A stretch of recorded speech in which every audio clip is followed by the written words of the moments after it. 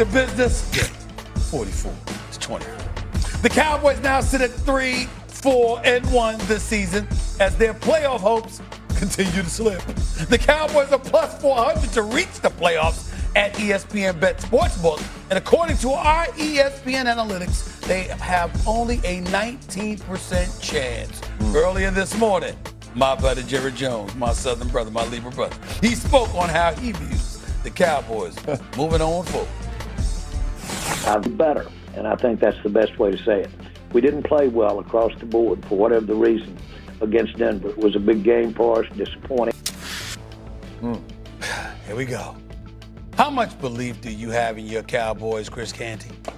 Depends on how this game goes against the Arizona Cardinals, but I do think there's a path for the Dallas Cowboys to be able to get to the playoffs. There's a path for them to be able to compete for the division title.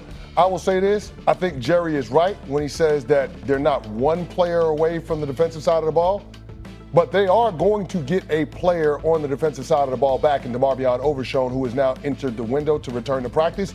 If you couple that with being able to add another pressure player at the trade deadline, then all of a sudden you have the ingredients for that defense under Matt Eberflus to take a jump in terms of improvement. And I'm not saying that they're going to be an elite unit. They just have to be not god-awful. Middle of the road. Because they have what is the best offense in the National Football League. And I get it. Didn't cover themselves in glory on the road against the Denver Broncos, but every unit, every player is entitled to a bad day. Dak Prescott is playing outstanding football. He leads the league in QBR. He leads the league in completions. He's second in passing touchdowns. They have all of the elements, all of the ingredients on the opposite side of the ball. They just need to find some help on defense, and I do think that help is on the way. I think this is a lot of Jerry negotiating in the media because of the reports of the asking prices for defensive players at the trade deadline being sky high. Go ahead, Jeff Sadler. I see how the show is broken down now. Now I see why the whole thing got flipped on me the last segment. You know what I mean? You read the room, all this kind of stuff. You know, he must be on the same take as you are on. Let's build the Cowboys fans up. Let's let them feel really good about it. I'm gonna go in and talk to all the fans. I'll be Southern Steve. I'm gonna bring all this in. Because let me tell you something. It ain't happening. They ain't going to the playoffs. All this hype about how good the Cowboys offense is, all this kind of stuff. Look, Dak is playing fantastic football, really efficient, really all that. They ain't won any big games. They ain't gonna win any big games. They tied the Packers, which was a minor miracle, and who knows what kind of money was being passed behind. Don't lose this one, boys. Don't lose. Jerry to his locker. Don't lose this one, boys. Whatever we got to do. Cards for everybody. We're just not going to lose it. We're going to hang our hat. This is not a good. This defense is not good enough. Offenses cannot stay as hot as you need to stay for the Cowboys to stay in playoff now. It does not happen. I don't care how good they are. It cannot happen. And so I feel bad for the Cowboys fans. I'm going to crush their dreams early. Y'all can keep pumping them up. Y'all can do all these things. But now I see you've got the CC pre-show. Don't do that. I respect it. Keep hope alive. I respect it. Keep hope alive. You know? Keep hope alive. At least through Thanksgiving. Let's be nice. They finally faced a good defense, and you saw it. It didn't. You know, it's hard. If that goal to go goes differently in the first quarter, then maybe the complexion of the game is a little bit different too. But again, you got to be perfect. Yes. Like there's literally no margin for error. Literally no margin. Well, they're 3-4-1, and I said this earlier today with you guys. I'm just give you a little update. Here we go. 3 in the NFC West, Green Bay and Detroit, Tampa and the Eagles. That's 7. Yeah. And the worst team out of those is San Francisco, and they're 5-3, and the Cowboys are 3-4-1. Plus, Dallas has to play at Detroit, Kansas City on Thanksgiving, the Eagles at home. They're not making the playoffs. Yeah.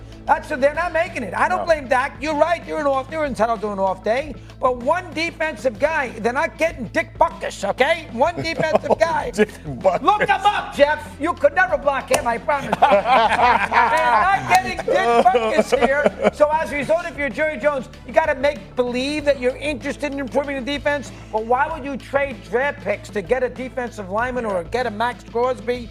Something along that ilk. When you're not going to get in, you got to look at the man. Steve, they're 3-4-1, and there's 7 good teams ahead of them. And they had the Chiefs, the Lions, and the Philadelphia Eagles to finish up. I got to confess to y'all, I kind of felt a little different last week because I saw the Eagles struggling. And I said to myself, if they I didn't think they were going to lose to the Giants, but God forbid if they had lost, and Dallas had somehow, some way gone to Denver and beaten Denver, Yeah. then you know what? Their record would be different, obviously, and they'd be closer to the Philadelphia Eagles and could challenge for that. And maybe you go out there and you get yourself a defensive player, because with this offense, all you need is a middle-of-the-road defense. You don't need an elite defense to get to the postseason, and then anything could happen. But now that they've lost that game, and you're at 3-3-1, and the Eagles won, and they got such a decisive advantage against you, it might not be worth for them to do that. That's how I'm looking. Well, hold on. Here's what I'll say about this. Guys, I think we're losing sight of the fact that you got Dak Prescott, and he's 32 years old, and this is a quarterback that has had some issues with injuries in the past.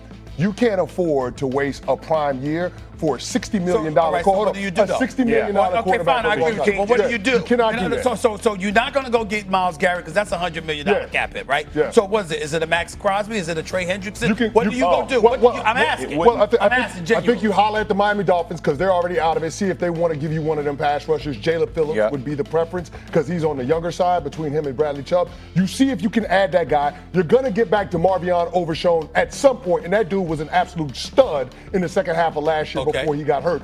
You need pressure players in that defensive front, because that's what they're lacking. Yeah. If you looked at Denver Broncos with Bo Nix, he was never threatened at any point in that game. But that was what Jerry said was the strength. He said we can pass rush. No, bro. He let go. He let go of the player that you would need to help his back end in Micah Parsons. You can't go get somebody. This is where I was going. Yeah. With that being said, do we now reflect even more so on it? Looking at Dallas's offense, looking what they have collectively, looking over Sean being back eventually, and we say to ourselves, you really, really messed up. Absolutely. No. Because I don't. You don't feel that way? I don't agree with that, because I don't think they should have paid Micah Parsons $47 million a year. I don't think they should have paid him. And I'm on the record saying that this is not revisionist history. I said this way back in February. Right. I said that they should have traded Micah Parsons. I disagree with the timing of it. I don't disagree with the move.